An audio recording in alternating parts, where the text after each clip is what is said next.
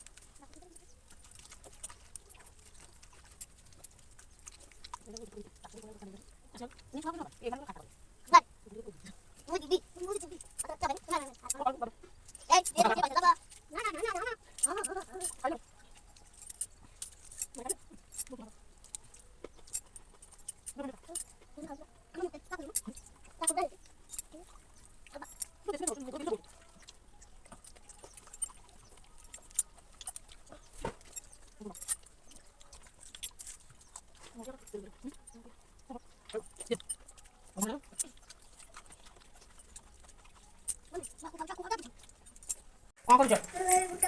कौन ये कौन है कौन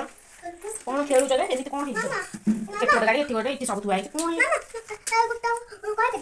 कौन क्या कौन क्या कौन क्या दुई कथा लगे 25 पर्यटन अच्छे रानी कौन कह तुम ये कह कौन कह बस बस प्रभु रानी एपट बस देख ये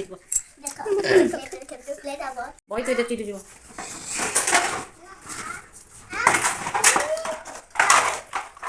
ड्रोजर ट्रैक्टर को भीड़ होची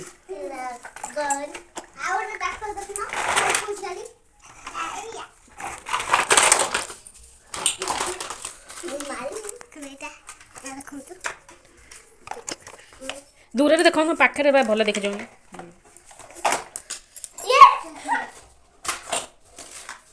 एटा नुआटा देखा जाऊनी बस के देखा देखा पकेनी फैन देती आ हे देखो ना ये छोटा कोनो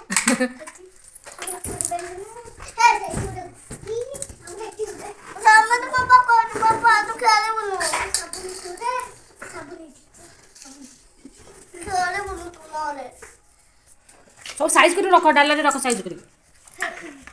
कर रख सब आ गाड़ी कौन होला ऑटो मोटो कौन होला सब ऑटो आए गरा हेबो बंदुका गाना बंदुका पोका कुरकुरे वाले वाला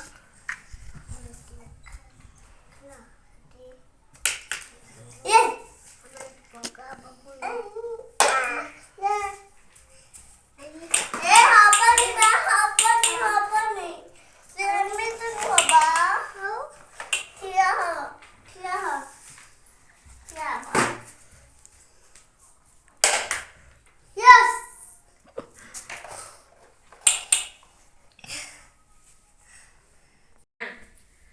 हमारा खाया सब सरीगला ए प्रभुर रानी खेलुले मुझे पाखे बसुची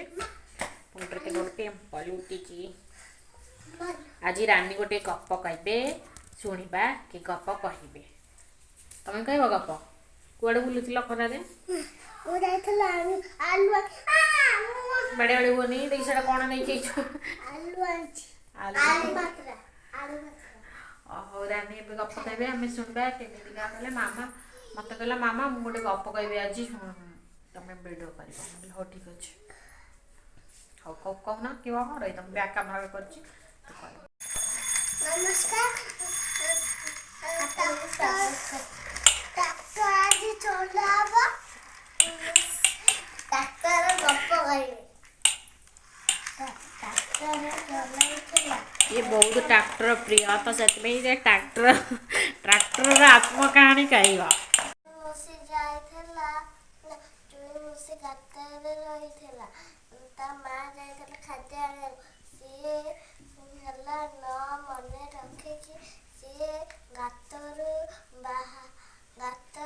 गाତରେ ବସିବାକୁ ମନେ ପଡ଼ିଲାନି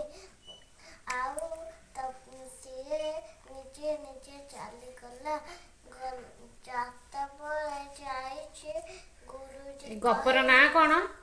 चुई मुसी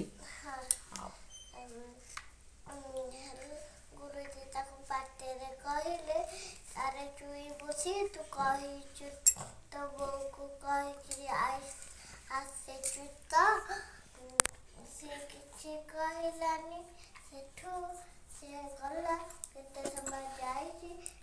ଖାଇଲା ସାଧା ସେଇଠୁ ରହିଲା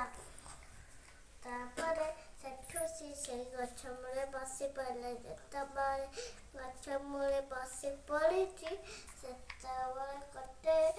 ବିଲେଇଟା